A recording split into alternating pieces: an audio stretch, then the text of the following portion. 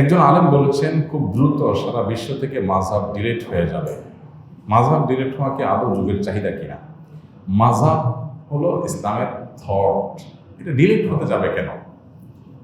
এটা ডিলিট হয়ে যাবে এই ভবিষ্যৎবাণী করারই বা তার কি সুযোগ আছে তার হাতে আদৌ?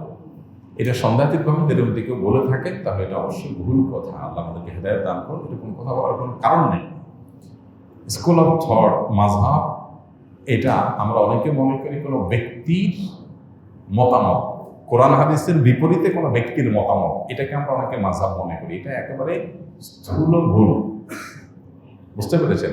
মাযহাব হলো কোনো ইমাম কোরআন এবং হাদিসের আলোকে যেটা উনি বুঝছেন, কোরআন হাদিসের দলিলের ভিত্তিতে যেটা বুঝছেন, ওই কনসেপ্টটাই মূলত কি মাযহাব। এটা অবশ্য যিনি বুঝছেন ওনার ওই কথাটাই যে চূড়ান্ত হয়ে গেছে তা না। যেমন হানাফি মাযহাব যদি বলি, ইমাম আবু হানিফা রাহমাতুল্লাহ আলাইহি কোরআন হাদিসের আলোকে উনি যে মতামত দিয়েছেন, ওনার টোটাল মতামতের সম্ভবত 1/3, 3/1 মতামত অনুযায়ী খোদ হানাফি মাযহাবে আমল করা হয় না।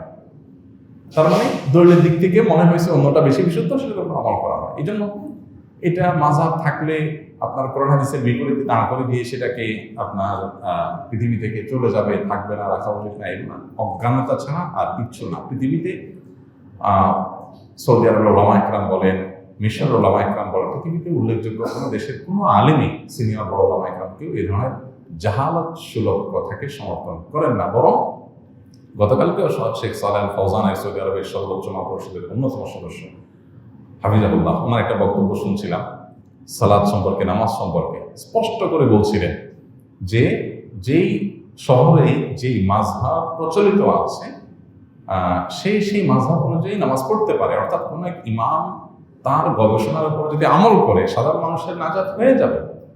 হ্যাঁ, কারণ দলিলের ধার বিবেচনা করার ক্ষমতা আছে, তিনি দলিলের ধার বিবেচনা করতে পারেন, দলিল বিবেচনা করে তিনি আমল করেন, সেটা তার জন্য জায়েজ হতে পারে যদি তিনি সেই দরজা হন বা সেই সুযোগ যদি তার হাতে থাকে। কিন্তু মাযহাবকে ডিলিট করে দিতে হবে, বিদায় করে দিতে হবে, এই কথা কোনো জ্ঞানী মানুষের কথা না। পৃথিবীর কোনো দেশেরই কোনো জ্ঞানী মানুষের কোনো কথা বলেননি। সৌদি আরবের একজন বড় আলিম কিতাব তাওহীদের সম্ভবত ব্যাখ্যা, ওনার একটা এবারত আমার মনে পড়ে, ওনার একটা কথা, সেটা হলো যে ওয়ালাইসা তামাযহুবু বিআহাদিল মাযাহিবিল আরবাআতি আইবুন ইউআবু বিহি। প্রচলিত মাযহাবগুলোর কোনো একটি অনুসরণ করা, ফলো করা, এটা দোষ না। এটাকে দোষ যারা মনে করে তাদের জ্ঞানের স্বল্পতা ছাড়া কিছুই না। আল্লাহ আমাদেরকে হেদায়েত দান করুন।